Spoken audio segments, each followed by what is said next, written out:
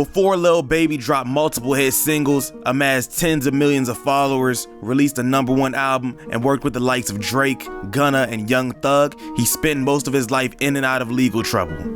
Lil Baby has gone from a life of jail and addiction to being one of the hottest rappers in the game.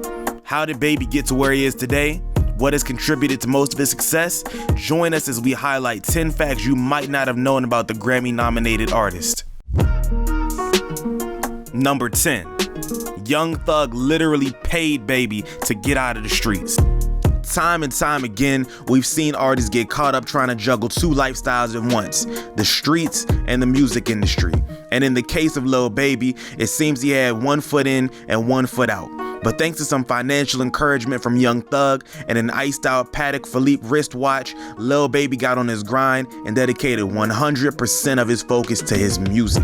And apparently, ever since Lil Baby got the watch from Young Thug, Thug has never seen it again, but Thug wasn't tripping because, in his own words, it helped him get on his grind. Number 9. Growing up, Baby revealed that in many interviews, he may not have always surrounded himself with the best crowds.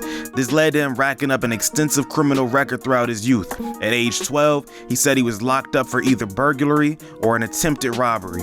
Lil Baby goes on to claim that he has watched several of his friends from his adolescence lose their lives in front of him.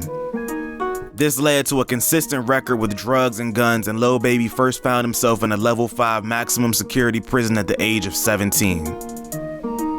Number 8. Drake gave Lil Baby the Yes Indeed song. After going back and forth with Drizzy via text, Drake said he would just send something over Baby's way, and that song was the Yes Indeed record.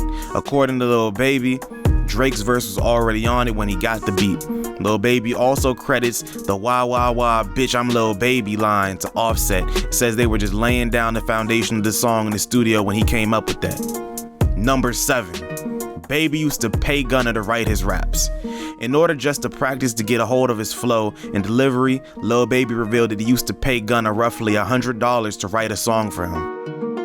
He used this time to sit back and observe how Gunna would choose to make hooks and song structures and how he would rearrange bars, and he just sat back, watched the master at work, and took notes and figured out how to do it on his own. And none of these songs have ever been released, so it's not quite ghostwriting, just kind of like a developmental boot camp, which a lot of rappers actually do before they hit the mainstream.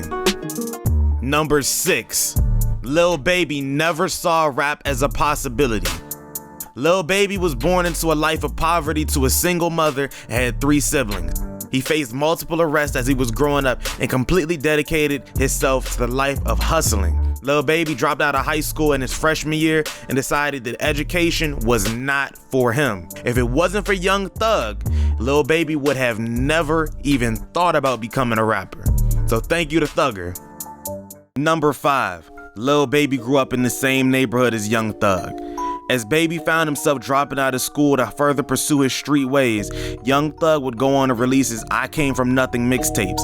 As Lil Baby went to prison in 2015, Thugger landed his first platinum record with the track Best Friend as he solidified himself as a trap icon in the game. Not only was Baby in and out of grade school with Thug, his family also developed a relationship with the co-founder of Quality Control and the record label that Lil Baby has been signed to since 2017. Number 4, a 3-week drought in the drug supply is what made Lil Baby take his career seriously.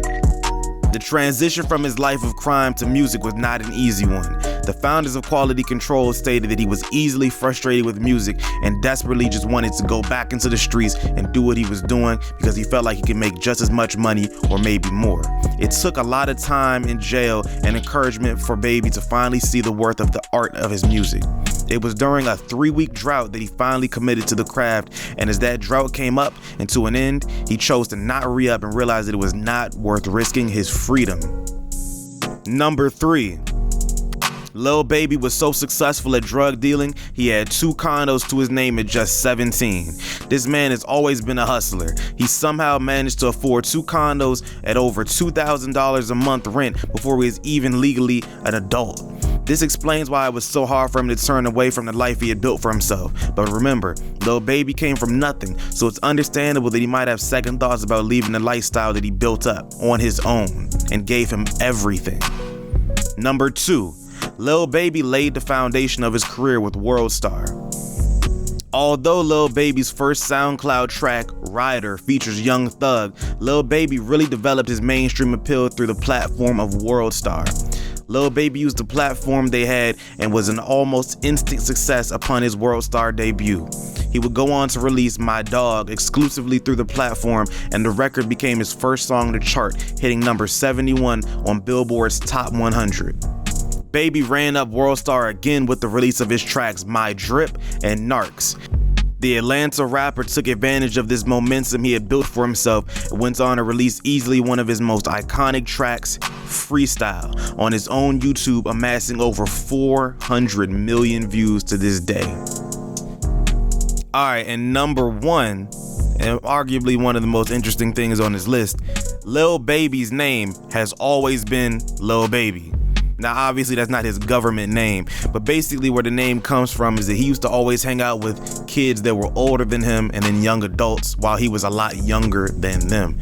So to them, he was like a little baby. The same way you might hear in black neighborhoods and in black families, there's this one little mature little kid around all these older kids or young adults, and they call that little boy Man, because that's what he reminds them of, like a little man. He's a little baby. You get what I'm saying? So that's why they call that boy Little Baby. Just another way to say he's like the baby out of the group, even though he's extremely mature for his age. Now, you let me know what you're rocking with. You let me know if any of these facts surprised you. Let me know what we missed. Keep it locked here. Lock in with us because we're locked in with you. Make sure you hit the notification bell. Get notification ganged up. And with that being said, I'll catch you in the next one. RapTV.